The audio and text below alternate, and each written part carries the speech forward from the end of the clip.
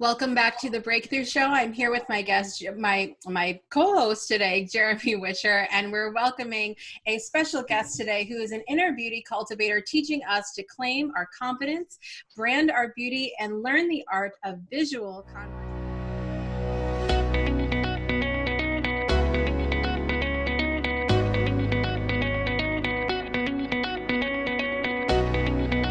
Life gives us moments when we have the opportunity to make a choice, and what we choose has the potential to change our lives forever.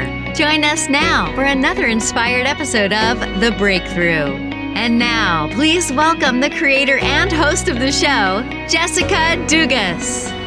Please welcome to the show our new friend, Marie Martin. Marie, welcome. Thank you. Thank you for having me. I'm so excited. We were just talking about before the show that Jeremy didn't get the "we were wearing black today" memo, and so Jeremy is going to be our like a beautiful flower centerpiece that gets all. Well, we're just going to go and work with the imperfection here, since we were talking about that. So that's right. There we go. That's right. Marie, I'm so excited to finally have you on the show and get to learn a little bit about you and your story. And I would love for you to share everybody first a little bit about you and where you're at in the world, what you do.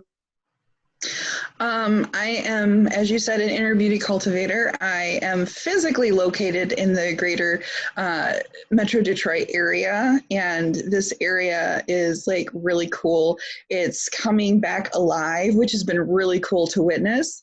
But as far as what I do in the world is I enjoy helping women really claim their sacred style. That's like my own terminology, but it's using fashion to express themselves in such a way that it actually brings healing to their experience and their life by being able to say, this is who I am. It's a deliberate step in the direction of who they are on the inside. And it's a truly beautiful thing. I love that. We need that in the world. I think there's a lot of the issues that we have in the world, I think, can come down to confidence or lack thereof. Mm-hmm. And so I think what you're doing is amazing. And especially with women getting us to feel good about who we are, mm-hmm. and the shape we are, and all of that fun stuff. So I'm really glad that you're here today. I would love to talk about, now when we were talking about you being on the show, you talked to us about a blog that you had written called I Am Pretty. And mm-hmm. I literally, I'm going to be honest with you, I cried. I cried reading that because it's something that I've really struggled with in my own life. Take us back to as you were growing up and before really you having your breakthrough moment and some of the things that you struggled with. Oh my goodness. So I have to go back to when I was really, really super young. I was the favorite and I was an absolute spoiled brat. And I was spoiled. My first experience with love was my eldest brother, and he loved me unconditionally. And then all of a sudden my protector and my big teddy bear went away. He was kicked out of our house. And so I went from being the absolute favorite to being the absolute opposite of that because I was so spoiled, and I was really like pushy and mean and pokey and biting people and all that kind of stuff. So I had this culture shock in my life and I didn't know what it was, and it was at a really, really young age. So I didn't know how to deal with that or cope with that. So I ended up developing this idea of self through how I was treated with scorn, and I felt like I was disgusting and I had to protect people from me because I was bad. And this ended up with me pushing people away. And I had the nickname of the bitch when I was in high school because I was so volatile with my words. So when I was in high school, I started to develop, obviously. I mean, we all go through that period. And I realized I could get attention with my physical attributes. So I would wear things that were either really physically tight, and as a very large busted woman, it didn't really matter what I would buy. I would always show a lot of cleavage. So that became part of my identity. So I took on this like sluttiness, if you will. And I wore really baggy things on the bottom, really tight things on the top, and all of my makeup and stuff was dark. I didn't actually intend to be reminiscent of that blog today. I am. But this moment where I mention in the blog that my mother took this picture of me, she was just putting me in a regular dress, something that wasn't dark, it wasn't slutty, it was just like a regular dress where I looked respectable. I looked just like a girl, you know what I mean? So it went against the ways that I was getting positive attention. So it went against part of my self-identity that had developed at that point in time. So when I saw myself in that picture, I was seeing those things that I didn't like about myself reflected back directly towards me, like instantaneously, because it's a picture. And it was really painful to see that stuff in myself. So I don't know how to put it any other way other than to say I was seeing myself through my emotions. I was interpreting how I looked through how I saw myself. And that's a pretty painful thing to do when you don't like yourself, when you only look at yourself and you see negative things. Like, I didn't like the fact that all I did was show off my lady endowments. I didn't like that I was degrading myself, because I did actually want to have self-respect. I did want to have self-integrity, but how I viewed myself was preventing me from having those things, because I didn't deserve those things, because obviously I was disgusting. I was the person that people needed to be protected from, when I was actually holding myself in that really hurtful space because of how I viewed myself. So what do you look back at that now and about how you were now, and do you still feel like, was it just in the moment that you felt like you were disgusting, or do you look back at that now and say, no, I wasn't, it was just kind of what I was going through, it was what I needed to be at the time? Like, how do you view it now? I view it as a learning experience. I feel I am a completely different person because I did things that I would never do today, excuse me. When I was her, I did things that I would never do today. So looking back at her, I have a lot of remorse and pity and love for this person, because she was quite literally my fight or flight version of myself. And she was my survivor. So I greatly respect her now, even though I see myself as more of my true self, because I've had time to heal. I've had time to develop. So I look at her with love, and I know that that was who I was, because that's how life dictated I had to be as a person that is a survivor. Does that make sense? Yeah. I love how you're talking about yourself in the third person, or the different versions of yourself. And I was just having a conversation with my son, who's adopted and has been through a lot of hard things. And he was sharing with me that this just happened last week, where he got a hug from his father and a kiss. And then they were at a restaurant, and they were going out on a little, date. And then he went to the bathroom and he punched himself in the face, because he said, I don't feel like I deserved that love. He had been struggling with some things previous weeks and been doing some ugly acting out, and just working with himself and saying, and I'm pushing that out, because right now he's very much, it's not a separate thing from him, or he hasn't developed past that. So this goes into so many different areas with people who aren't accepting themselves. What were some of the steps on your journey to get to where you are right now? The big thing is I had to acknowledge that I had rage, I had anger, and those emotions, for a long time, I saw them as dirty and as negative, because I had to be the protector But once I started to realize that those were actually self-defense mechanisms, and it was okay to have those emotions because they weren't necessarily bad, they were honest emotions, I was able to start going into them and experiencing them. And my particular belief, because of how I've experienced my life, is emotions don't go away. They just get buried. So you have to acknowledge them. You have to go through them. You have to do it in a way that is safe for you. And for me, that's at nighttime in bed. And I have a dream place that I go. It's my island. And it's safe for me there. So I go and I go through all my stuff there. So one of my steps was finding this island in my head and making it as visually as safe as possible. At one point in time, I didn't allow any other beings to be there, but now I have like animals and bunnies and stuff like that. It's got an ecosystem. And that was, as I developed, so did this place. It was really interesting to see in my head how I would allow other things into my safe space once I started to feel safe.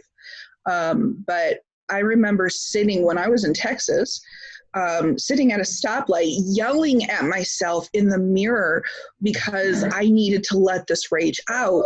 And everybody kept telling me, oh, just get over it, be gentle with yourself. But I had this violent emotion burning inside of me, and I had to let it out. So when people tell me, oh, honey, it's okay, just be gentle with yourself, I'm like, no, I am fire. It needs to burn.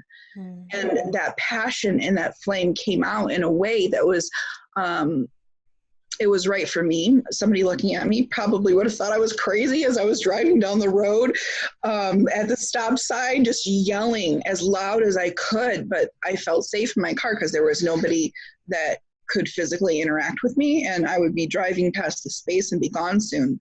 So it would have been like a thing if somebody saw me for just a second, and then it wouldn't have touched their lives. So I felt. What would you say to someone who because I'm a parent of a child who's going through a lot of these things, different ideas from a different past, but a lot of trauma in his childhood before he was adopted. And what would you say to someone who sees that? Because you want to come in and say, it's okay, it's fine, it will be good. But for that person, it's really not. It's not at that time. So the person who is seeing this, what would be the most helpful thing you could say to that person? Go there. Don't bury it, because the longer you bury it, the more it's going to come back, and you're not going to know why it's coming back. It's going to be a ghost of something you experienced, and you're not going to understand where the anger comes from. So just go there, cry. Don't be afraid of it, and don't bring shame into it. Shame is what perpetuates it in the cycle. Just go there. If you have somebody you feel safe with, ask them to be with you and talk about it. And so the people that are watching, like if you're a parent of someone that's going through that, or a friend of someone that's going through that, like what can we do? What in that position, if you had people that were by your side, like what would you have wanted them to do to help you, if anything? So providing it's a person that actually has this other individual's best in mind for them. And there's that's like the big thing. Sometimes in my situation, it felt like the best wasn't wanted for me all the time, but providing it as a truly loving person, I would say just let them go there. Emotions aren't positive or negative. They are simply what we feel. And that honest integrity associated with that emotion as it's being felt needs to be honored, because that's an expression of what the person who's going through this has been through. This is the expression of that circumstance as they feel it. And that's real, that's valid, and it needs to be validated. It's beautiful. I love that. Because I think a lot of times there are many of us who, I consider to myself to be kind of a fixer at times. I just want to make people better and make things better. And so especially when my kids are going through, and it's so funny that you brought that up, Jeremy, because I was dealing with something very similar with my son yesterday, which is still very real in my mind right now. But as we're talking about this, I immediately want to jump in and just be like, it's okay. It's okay. Like, calm down. You're all right. But I think a lot of times in an effort to make peace, in an effort to make things better, that we kind of shove it down. And I don't think we mean to do that always. It's just kind of like, maybe we're a naturally peaceful person and we just don't like that, kind of thing, that we push it down kind of unknowingly. And I also love what you were talking about, sort of the dual-sided way that you've dealt with all of this, which is, number one, that going to that peaceful place in your mind. And I love guided visualization in that way, and creating this little safe space inside your mind, and then you yelling and freaking out the car. I love that, because so many people think like, this place of personal development and spiritual awakening and arrival is the visualization part of it, that this other yelling and screaming and letting it out and letting it burn, like you said, is a part of it. And so I love that we're seeing like both sides of this, because that's the reality. Right. Mm-hmm. Absolutely. Yeah, I love shadow work. That's what I call what you're talking about, is shadow work. Those negative emotions are not something that are evil or bad or going to hurt you. Those are beautiful things that are your teachers. They are your reflections. Growth happens in the darkness, ascension happens in the light. So you grow in this turmoil, in this chaos, and you don't necessarily even realize that you're going through this like succinct set of events that bring you to a conclusion. But once you're on the other side, you have that aha moment and realize that you have this beautiful new experience that you've learned from. It may have been painful as hell, but you've got this nugget of gold of knowledge associated with it. So yeah. I love it. Beautiful.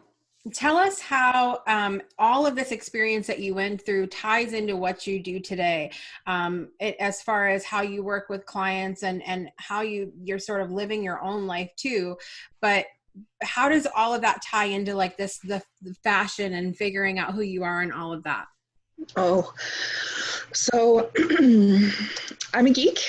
I got into clothing because I love costumes. I love, I LARPed for a long time, live action role playing.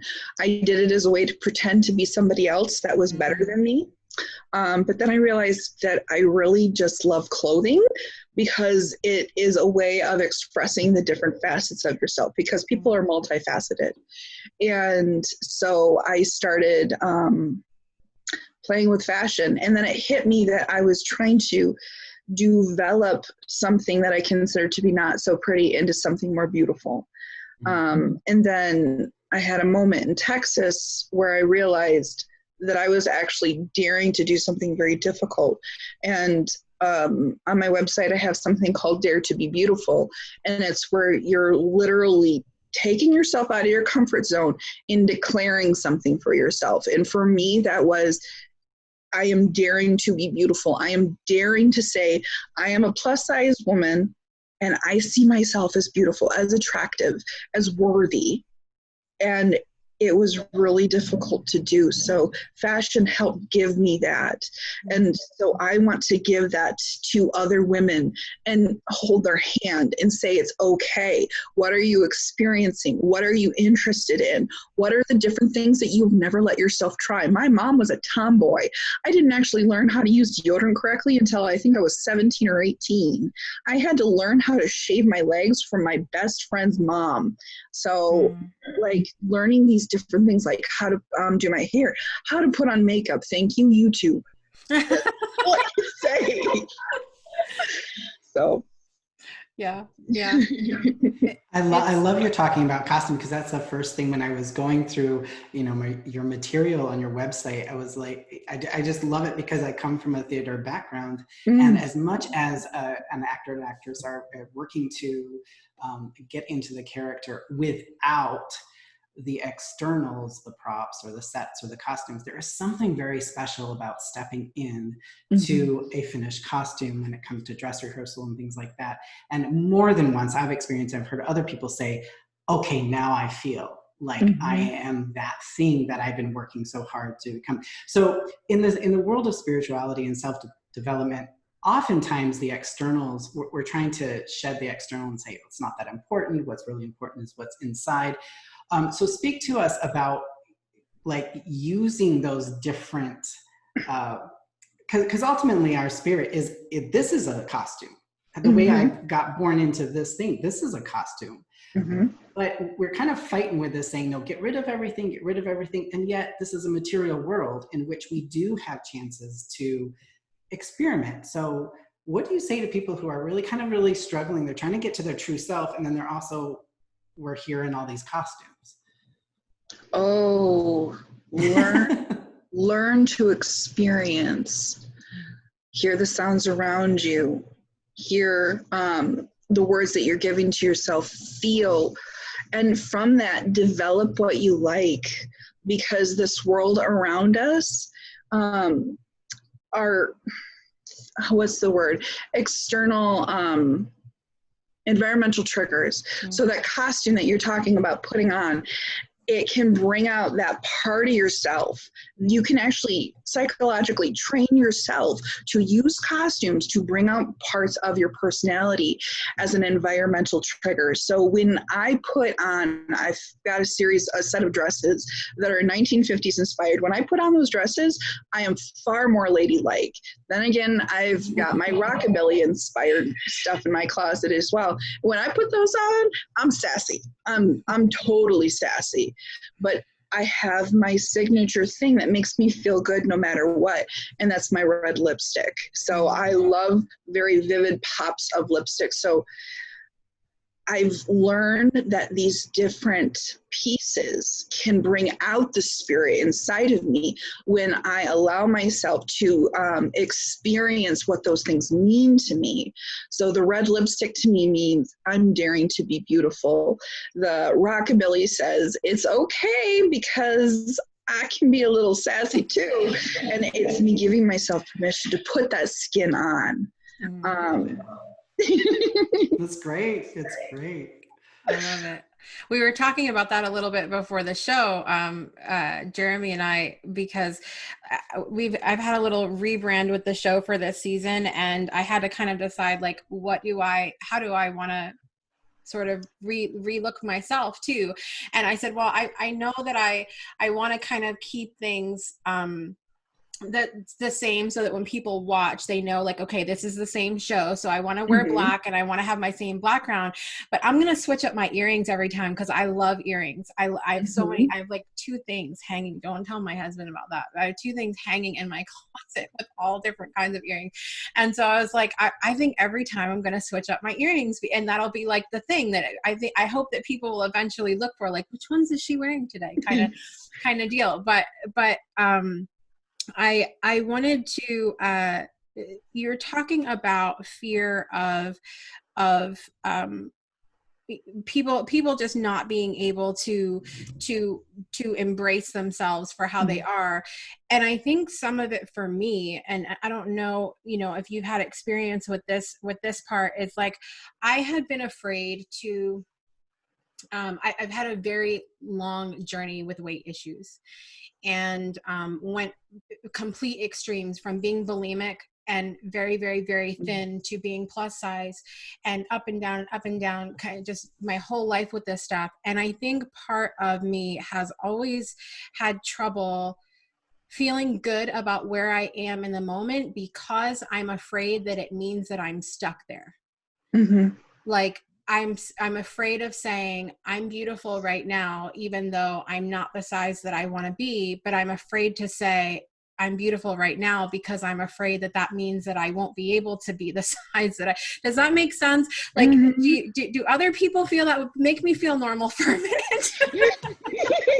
That's actually very common, because we're bombarded all the time with images of what Hollywood's idea of perfection is. So in order to have the idea that you've been conditioned to see as beautiful in your head, you have to, let me rephrase that, in order to reach the idea of beautiful that you may have,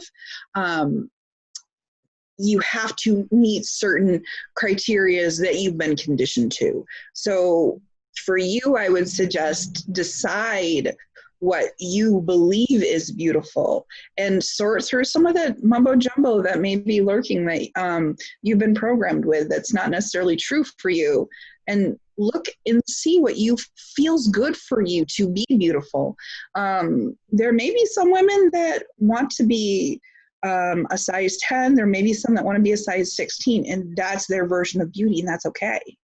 I mean, if you look through history, there's been different idealisms of beauty that have been sought after, and it used to change far slower than it does nowadays. We're in the world of fast fashion now, but I guarantee if you look back through history, you'll find a time period where your beauty was considered the classical style. Mm-hmm. So you just have to decide what is your version of beautiful and then work towards that. That way you're not having so many different things that you're trying to develop in yourself and having that chaos and confusion. But loving the woman that you are right now will help you achieve that, because it will help you give yourself permission in order to go there. Mm. So it's okay to love yourself at 200 pounds, and it's okay to love yourself at 100 pounds. Like, it's okay to love yourself both times, and to think you're beautiful at both, mm-hmm. at both places. I think that's a great thing to share for everybody. Marie, what is next for you? What are you working on right now? And how do you see your plan to make everybody feel like they're beautiful, like just explode? I want that so bad for everybody to feel like they're good and they're beautiful where they're at right in this moment. So what's next for you? What's the plan? I have a set of criterias that I try to live my life by, and I'm going to write them into a book. And that way, as many people whom are interested can have this book and live by these criterias. I don't know really what to call them. They're ways of living, they're ideals, they're visions for yourselves. But one of them is IPEC, to live or to suspend judgment. And my husband gave that to me because I was talking about, I want to be able to be neutral, to look at something without judgment. He's like, IPEC. And I'm like, what? So I go on Google and I found what it meant. It means to suspend judgment. And I do my best to live with that. And I wish there's 9 other principles, ideals, visions for yourself. And I want to talk about my relationship with these beautiful concepts and how they've helped change my life. So hopefully I'll be able to do that within the next year. That's on my roster. But that's where I'm going. Awesome. I'm so just, I constantly say this, I'm so honored to be in the presence of all the people that come on this show that are just doing what I think are such beautiful things to make us each as individuals a better place, and then as we come together a better place. And I think that so much of what you've talked about today really brings it home to that it does need to start within ourselves. And I think if we can see the beauty within ourselves, that we can then see it in the rest of the world and mm-hmm. other people too. So I just thank you so much for sharing a little bit about your story today and a little bit about what you do. And thank you so much for being here. Well, thank you for having me. Awesome. So if you guys want to know more about what Marie does, you can check out her website, candidandclassy.com, which I love that name, by the way, Candid and Classy. Thank you. I love that. So make sure you check that out. You can also visit her on Facebook. We've got all of her links in the show.